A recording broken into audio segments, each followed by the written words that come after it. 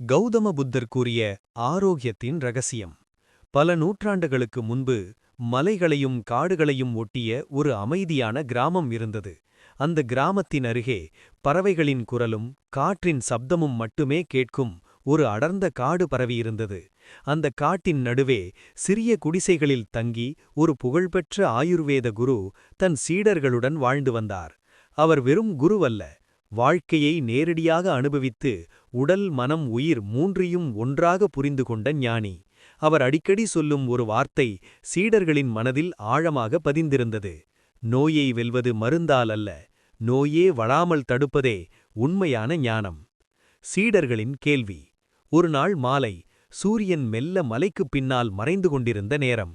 சீடர்கள் எல்லோரும் குருவை சுற்றி அமைதியாக அமர்ந்திருந்தார்கள். அப்போது ஒரு இளம் சீடன் எழுந்து கேட்டான்: குருதேவா, மனிதன் வாழ்க்கை முழுவதும் நோயில்லாமல் வாழ முடியுமா? எல்லோரும் ஒரு நாள் இல்லையென்றால் ஒரு நாள் நோய்படுகிறார்களே. குரு மெதுவாக சிரித்தார். அந்த சிரிப்பில் கருணையும் நம்பிக்கையும் கலந்திருந்தது.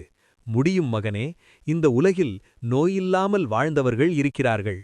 அவர்களின் வாழ்க்கை முறையை நாம் புரிந்து கொள்ள வேண்டும். புத்தரின் போதனை. குரு ஒரு மரத்தின் இலை ஒன்றை எடுத்து கையில் வைத்துக்கொண்டு சொன்னார்: பல ஆண்டுகளுக்கு முன்பு உலகிற்கு ஒரு பெரிய வழிகாட்டி வந்தார். அவர் பெயர் கௌதம புத்தா. அவர் மனிதர்களுக்கு செல்வம் பற்றியும் அதிகாரம் பற்றியும் அல்ல, உடலும் மனமும் எப்படி சமநிலையில் இருக்க வேண்டும் என்பதையே கற்றுக் கொடுத்தார். சீடர்கள் ஆவலுடன் கேட்க ஆரம்பித்தனர். புத்தர் கூறியது ஒன்றே ஒன்று: உடலை கவனித்தால் உடல் உன்னை காப்பாற்றும். உடலின் 3 சக்திகள். குரு தொடர்ந்தார்: ஆயுர்வேதம் சொல்கிறது, மனித உடல் 3 சக்திகளால் இயங்குகிறது: வாதம், பித்தம், கபம். இந்த 3ம் சமநிலையில் இருந்தால் மனிதன் ஆரோக்கியமாக இருப்பான். அவர் மெதுவாக விளக்கினார்: வாதம் கெட்டால் மூட்டுவலி, முதுகுவலி, நரம்பு பிரச்சனை.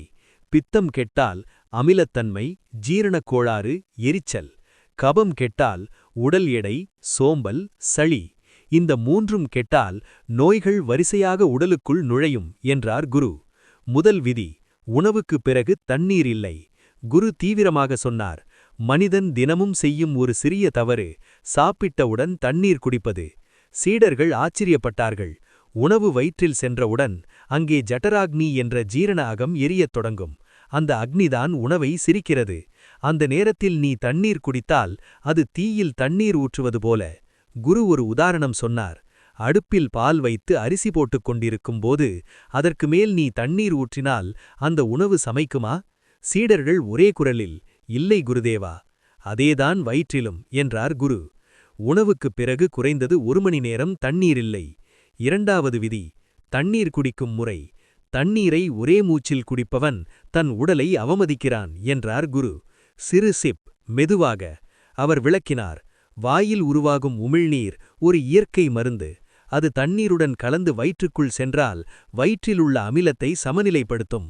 அவர் விலங்குகளை உதாரணமாக கூறினார்: பறவைகள், நாய், மாடு, சிங்கம் எதுவும் ஒரே மூச்சில் தண்ணீர் குடிக்காது.